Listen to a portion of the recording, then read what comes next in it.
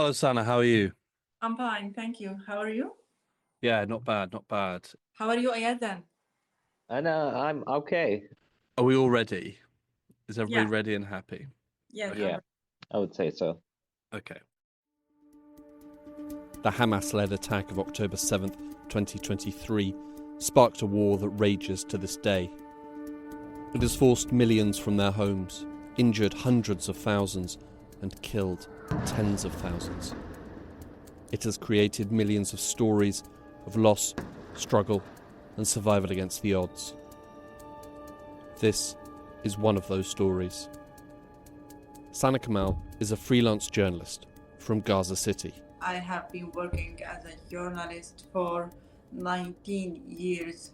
I have produced hundreds of stories about the situation inside Gaza, in particular the humanitarian stories reflecting the life inside Gaza. Like so many people in Gaza, Sanaa's life has been changed beyond all recognition and sanity. My name is Hugo Goodrich. I'm a journalist and producer at the New Arab in London. And last year, Sanaa reached out to me and asked to share her story. Joining me for this was Yazin Al-Sadi. I am the international correspondent editor. I've been working with the New Arab for more than 3 years now, and I've been working in journalism less than Sanaa, actually. I've been working for about 15 years. This is Sanaa's Odyssey, Episode 1. A morning coffee on a balcony in Gaza.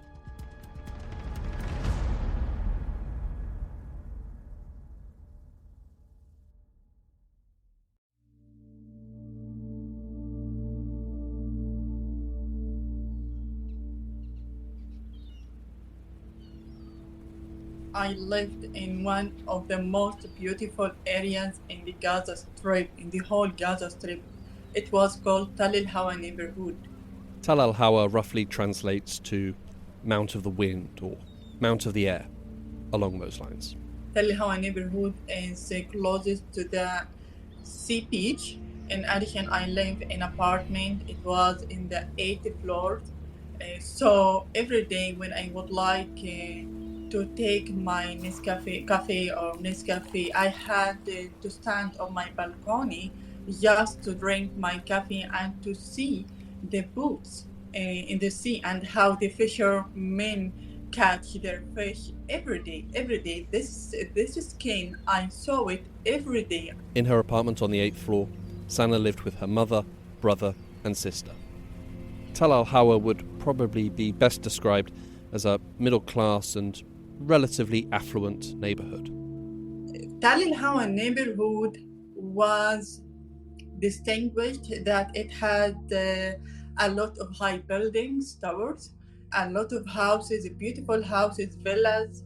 Most of the residents of Tal al-Hawa were classified as high-level people. Not high-level people just for money, but also because most of the residents of Tal al-Hawa were educated people, like doctors, engineers, managers, banks employees, like that. So we had our own life that very simply, but actually it was very beautiful for us. In a land where in 2022 over 80% of the population lived below the poverty line and where 64% were food insecure, according to the UN Relief and Works Agency for Palestine refugees in the Near East, Sanaa and her family lived in relative financial security. But all lives in Gaza exist in the shadow of the Israeli blockade, which began in 2007 and severely limited the entry of goods and materials into Gaza and placed strict restrictions on the movement of Gazans. Sanaa, just to touch on that question a bit more, can you just describe that life that you had, even with the difficulties? So what does that mean for people when you say it was challenging with an embargo? What does that mean for you as life before October 7th? Before the 7th October, all the people inside Gaza, all the time we felt that we live inside a big prison because of the Israeli blockade. So when I had many chances to leave Gaza, just to travel to Egypt, to Turkey, to Jordan, to any other countries, every time when I left Gaza, I felt that it's my really freedom, because I was so lucky to pass Gaza and to pass the Rafah border, as well as I was banned by the Israeli army to cross the area to crossing. But to be honest, when I left Gaza, every time when I leave Gaza, after 1 week, only 1 week, I missed Gaza, and I came back to there, because inside Gaza I felt that this is my area, this is my life, this is my character inside Gaza, despite all the challenges that I faced because of the Israeli army blockade and the Israeli army violations against us. But to be honest, when I succeed in any level in my life, in personal life, or even in my career life, I felt that this is the real successful for me as a Palestinian woman who lived inside Gaza. So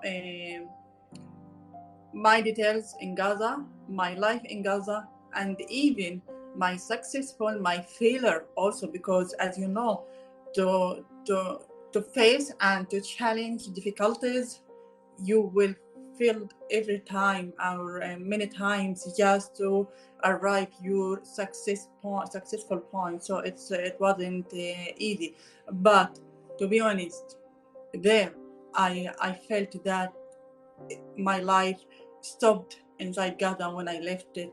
Ever since Hamas took control of the coastal enclave in 2007, the governance of Gaza has been highly contentious. The blockade was justified, in Israel's opinion, because of the ongoing rule of Hamas in Gaza.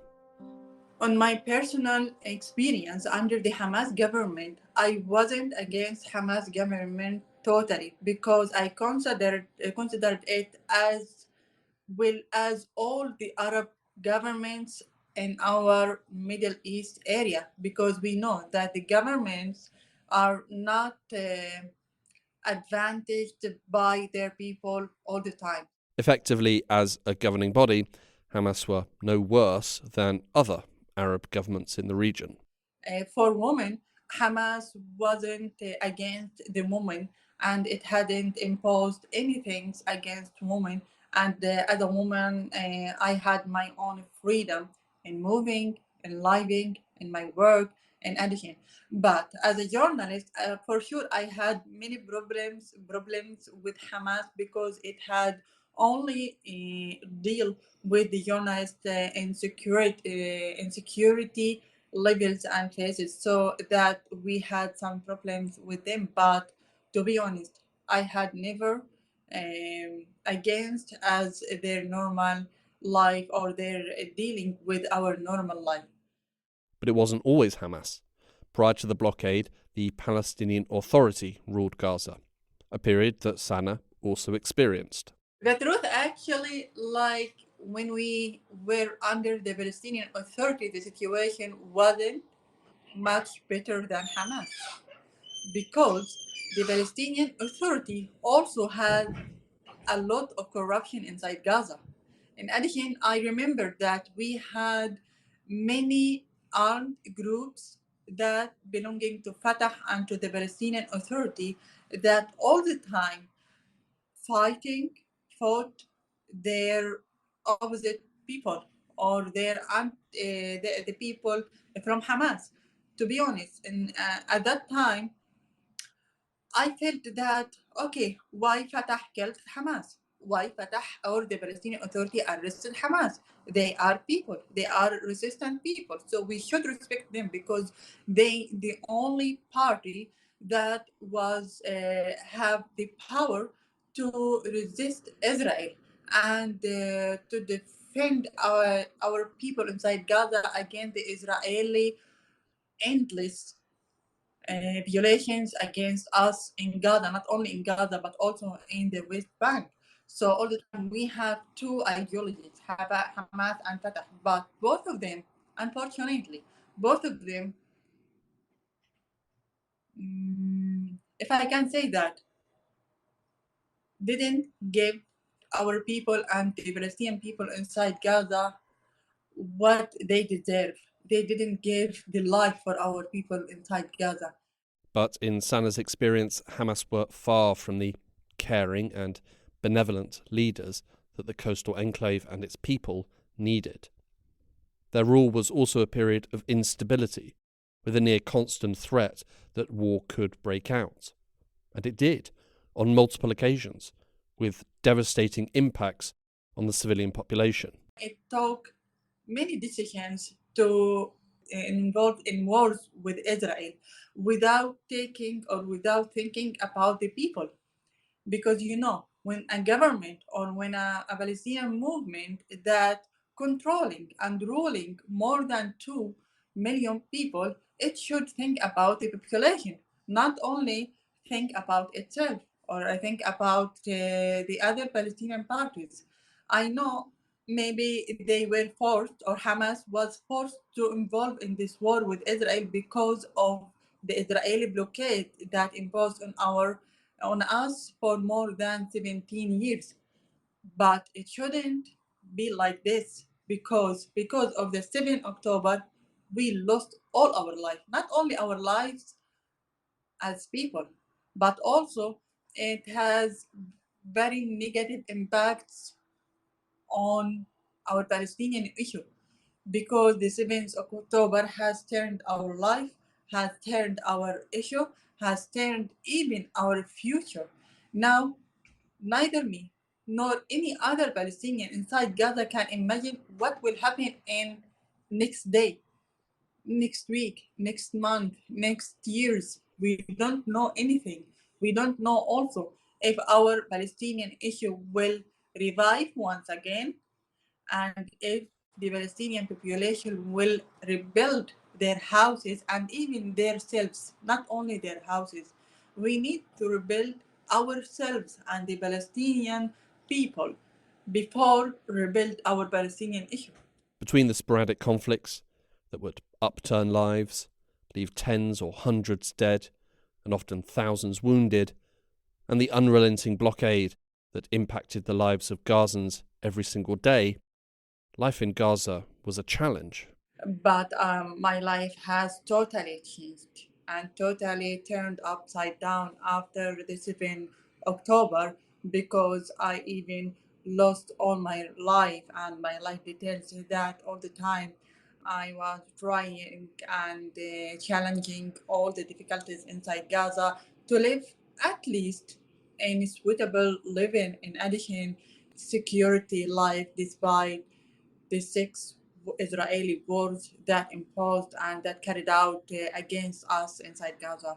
So it wasn't very good, but it's excellent compared with the current life. Hamas launched their attack on the morning of October 7th, 2023. At 6:25 a.m., I was carrying my Nescafe cup and stand on my balcony and taking my daily cup of Nescafe. Suddenly,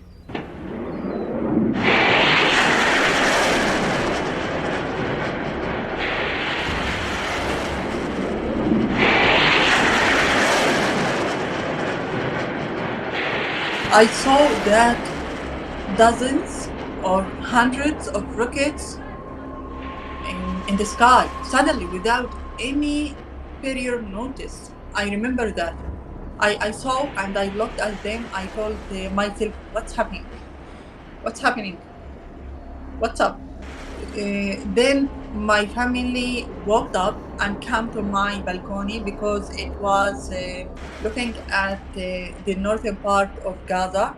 In addition, in the west part, and we can see the sea from my balcony. And then all of them, I remember that my mom was crying, hurrying up to me and crying. She told me, Sana, what's happening? They will kill us? Who's launching the rockets?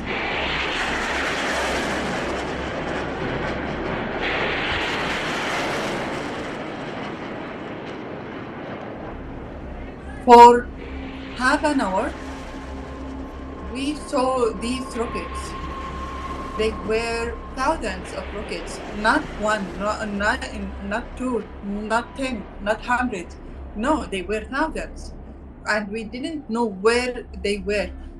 At first, Sanaa believed it to be an attack by the Palestinian Islamic Jihad. The previous day, they had held a festival in the Kativa neighbourhood of Gaza City, not far from Sanaa's apartment. During that festival, the Palestinian Islamic Jihad had threatened Israel, telling the crowd, "You will hear something you have never imagined it." I remember the sentence. At the time, no one could have predicted what that meant. Until that moment, we didn't know that Hamas who launched the rockets. When Mohammed al-Deif, the Major General of the Qassam Brigade, the armored wing of Hamas, when he did his speech and told and announced about طوفان الأقصى,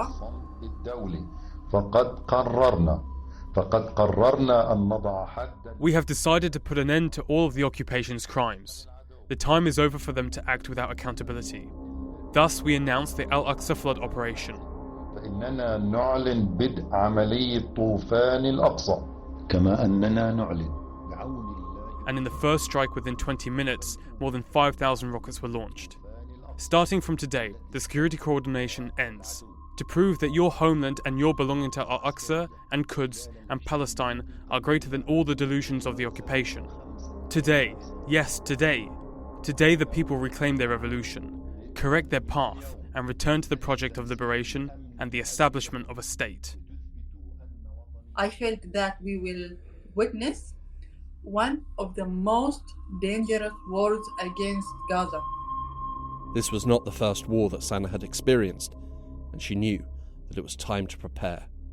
We went to the supermarket and we bought a lot of goods because we surely that we will witness a war and the shops will close, the bakeries will close, like that. So we bought many things for including especially food and water, in addition some other kinds of food, and put them inside our house. Directly I moved to my room because it had a big window.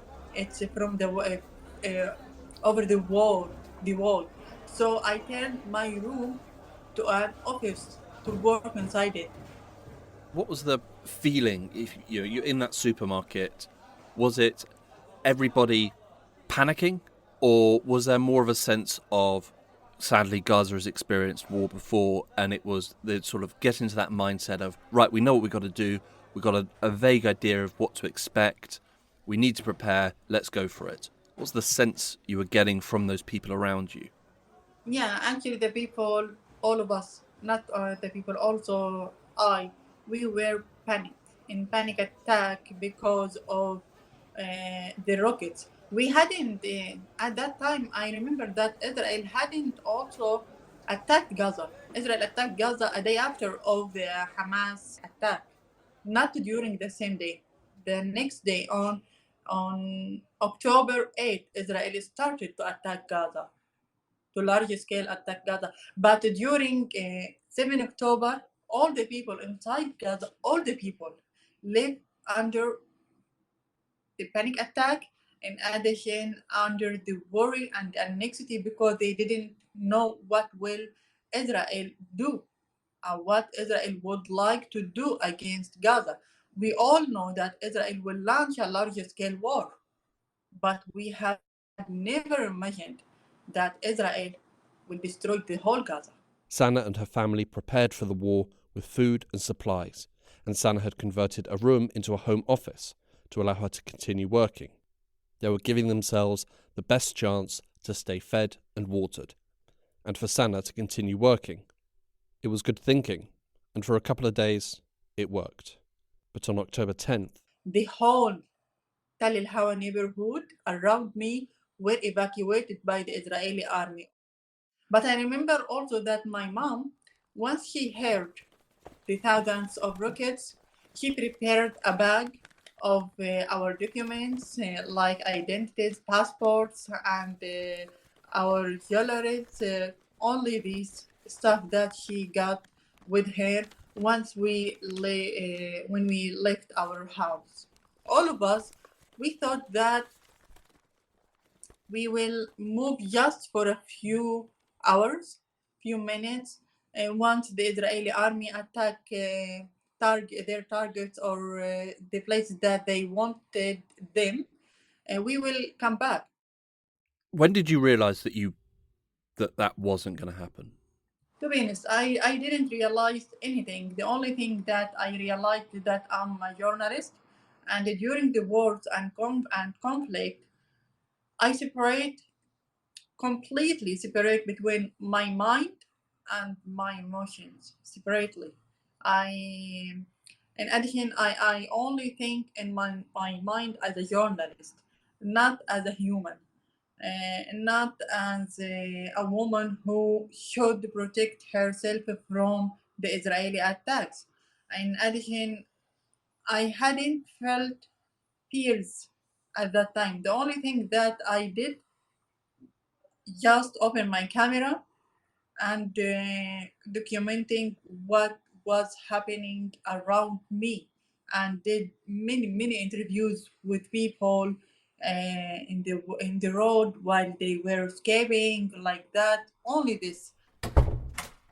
Once I left my apartment, we went to the apartment or the flat of my brother. It's in the same area, in the same square, sorry, in Tal Hawa also, but it was in outskirts of Tal Hawa.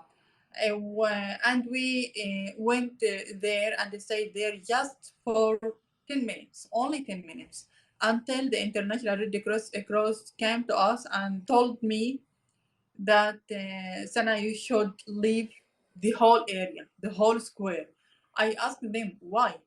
I was all good with them, and somebody with them told me, Sana, they will attack the closest restaurant of falafel. It was close to my brother's house. Asana argued with the International Red Cross, insisting that she will not leave. Their point was already being proven.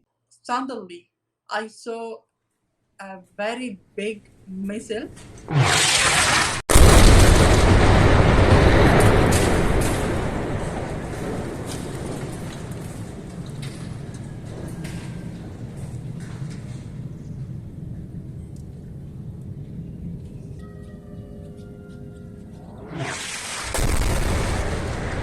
And it was launched at the restaurant.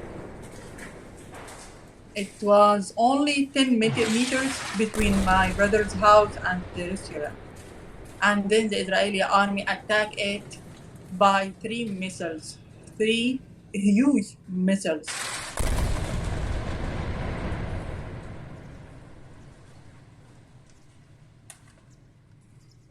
Everything around us became black.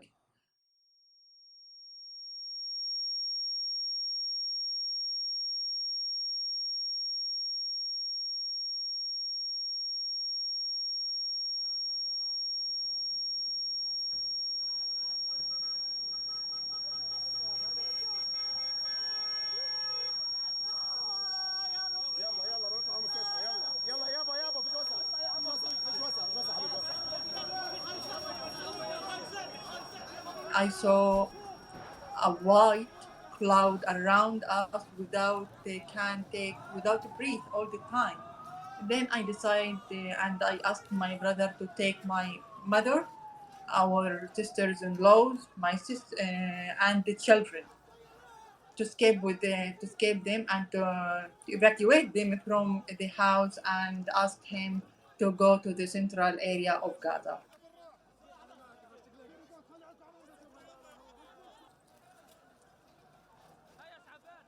I remember at that time, I decided this. Just I wanted to evacuate my mother because she's elderly woman. In addition, children. In addition, their mothers. But me, my brother, and my 3 brothers, we are youth and we are young men and people. We can escape on foot like that. After that, we were forcibly to run on foot for 1 hour under the Israeli attack, under the ongoing Israeli attack on our area. Until we reached to our brother's, my second brother's house. It was out of Tal El Hawa, and we spent our night there. To be honest, it was the most terrifying night in my life because I was forcibly to live under maybe about 5,000 Israeli attacks in my area. I saw Tal El Hawa and my square. It was lightning with red fire, and then it was turned down. Suddenly, 5,000 attacks based on the Israeli army statement that was released at that time.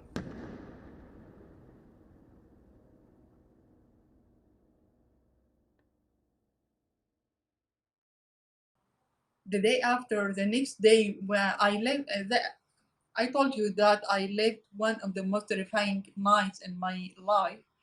Once the sun rises, I rushed to my house square. And to be honest, I was shocked. In addition, I haven't any word to describe the situation or to tell myself about what was happening.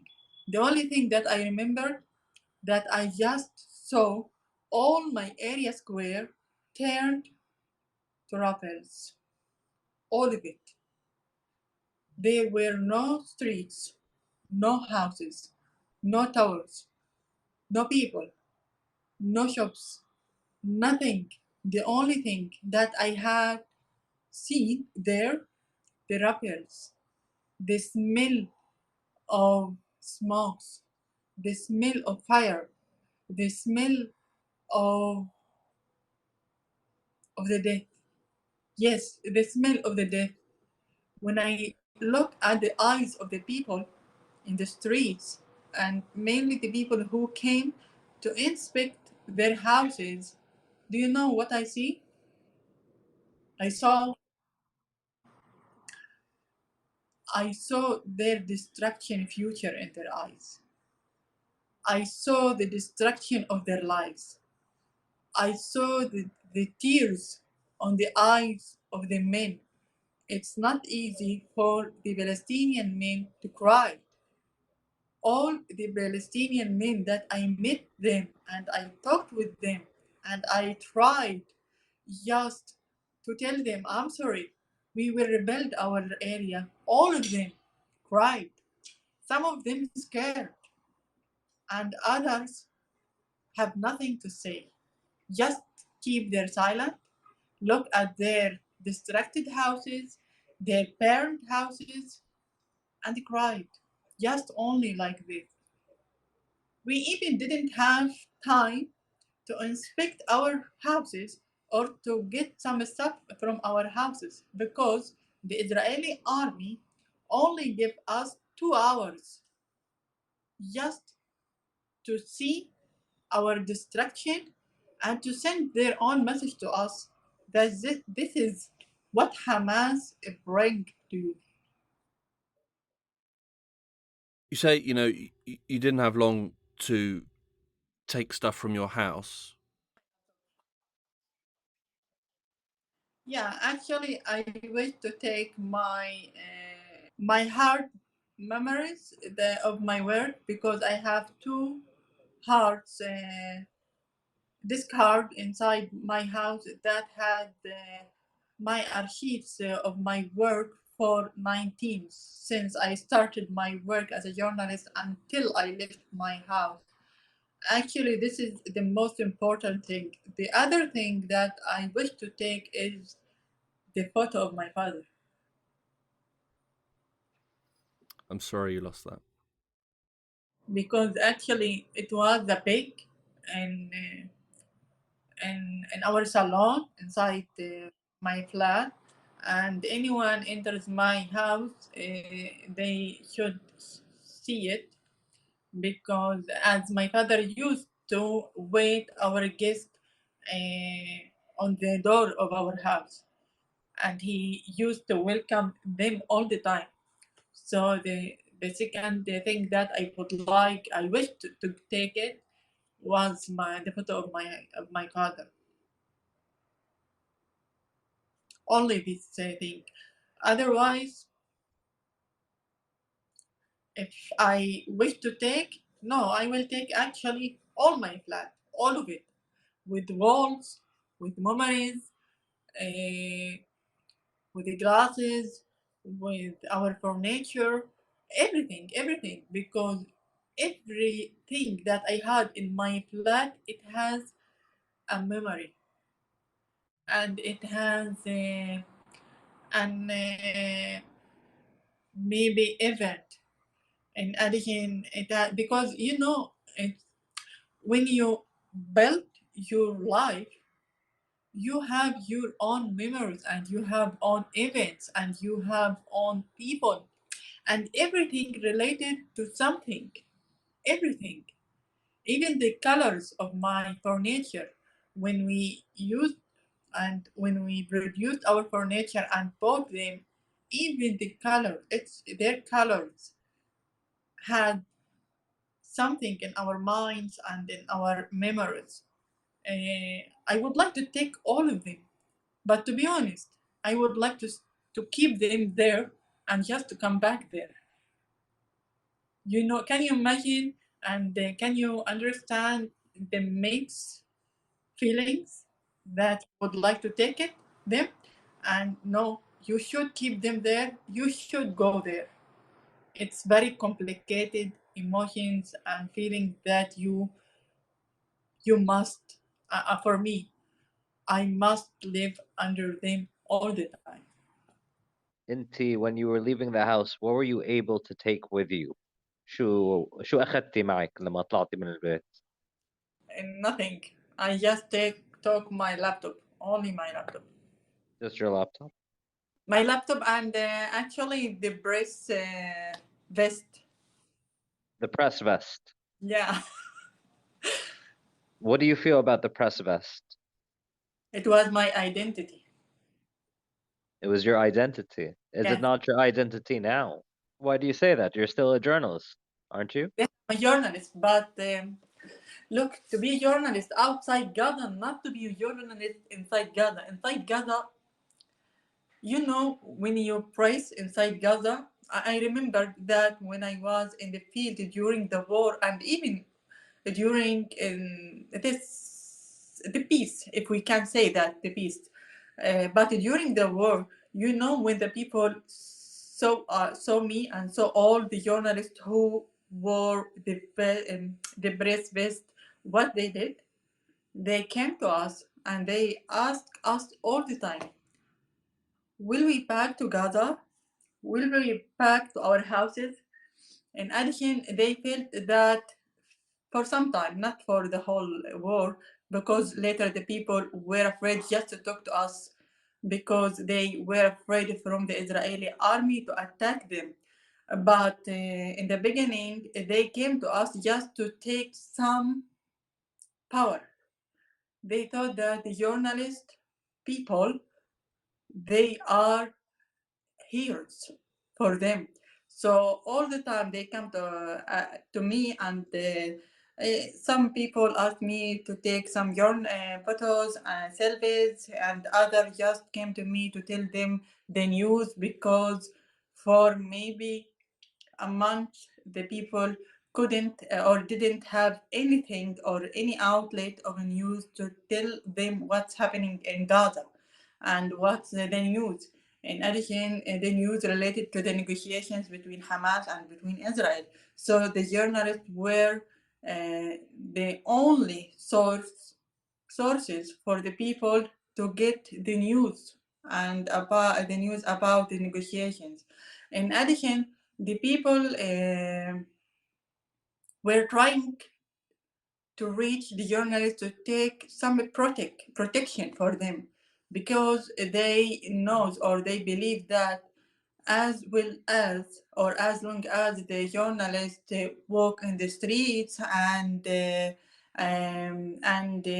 who he or he could be subjected to the Israeli attack, and they didn't afraid and blah blah blah, they absolutely they were heroes. So my press vest is my really identity, my real identity, not my national ID, nor my passport. My identity is my press vest, and I liked it very much. As the sun sort of set on October 8th, on that first day, what did you think the next day was going to hold, or the next week, or the next month? I mean, your feelings at that time, do you have any sort of strong memories of that? Since the first moment I was forcibly evacuated my house, all the time I was optimism all the time that I will come back to my house soon. You still had that optimism? Yeah, I kept my optimism all the time and all during the war that I will come back to my house soon. All my family laughed at me several times that, oh, you are dreaming. We will never back to our house. I told all the time, I argued with them and I fought with them that no, we will back to our house. I will back to my area. I will back to my flat. I told my mother several times, maybe hundreds of times, I will come back to my house and my flat, and I will take my coffee on my balcony, and I will return my normal life inside Gaza City. All the time. All the time. The war in Gaza started in the immediate aftermath of the Hamas-led attack. On the first day, October 7th, Israeli forces attacked the north of the Gaza Strip. On day 2, they began targeting Gaza City. On October 10th, they started targeting Sanaa's neighbourhood. As dawn broke on the 11th, Sanaa and her family had been forcibly displaced 3 times, and their story was just beginning.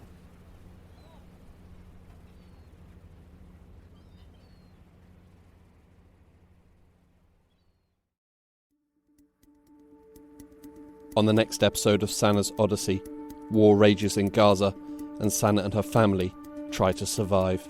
Any place that I will displace to it doesn't mean that it will be safe place. This episode was written and produced by me, Hugo Goodridge. It featured Sanaa Kamal and Yazan El-Sadi, with additional help from Oliver Mitzi. You can follow all the latest developments in Gaza and across the Middle East by visiting the New Arabs website.